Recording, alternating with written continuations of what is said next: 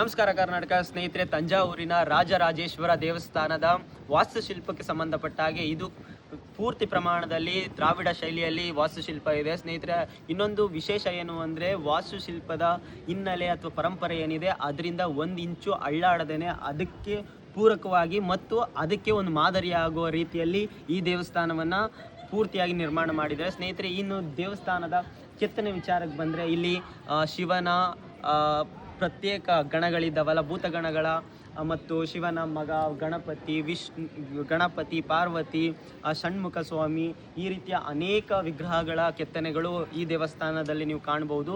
ಹಾಗೆ ಋಷಭ ಅವತಾರಗಳನ್ನ ನೋಡ್ಬೋದು, ಸಿಂಹಗಳನ್ನ ನೋಡ್ಬೋದು, ಆನೆಗಳನ್ನ ನೋಡ್ಬೋದು, ಒಂಟೆ, ಕುದುರೆ, ಜಿಂಕೆ, ನವಿಲು, ಇನ್ನು ಸಂಗೀತ ವಾದ್ಯಕ್ಕೆ ಸಂಬಂಧಪಟ್ಟ ಹಾಗೆ ವೀಣೆ, ಮೃದಂಗ, ಡೋಲು, ಕಂಸಾಳೆ, ಈ ರೀತಿಯ ಅನೇಕ ಏನದು ಸಪ್ರೇಟ್ ವಿಂಗಡಗಳನ್ನ ನೀವು ಕಾಣ್ತಾ ಹೋಗ್ಬೋದು. ಈ ದೇವಸ್ಥಾನದ ವಾಸ್ತುಶಿಲ್ಪದ ಶಕ್ತಿ ನೀವು ಕಣ್ಣಾರೆನೇ ಕಂಡ್ಕೋಬೇಕು. ಮುಂದಿನ ವಿಚಾರದೊಂದಿಗೆ ಮತ್ತೆ ವಿಡಿಯೋದಲ್ಲಿ ಸಿಗ್ತೀನಿ. ಫಾಲೋ ಮಾಡೋದು ಮರಿಬೇಡಿ, ಶೇರ್ ಮಾಡೋದು ಖಂಡಿತ ಮರಿಬೇಡಿ. Thank you so much.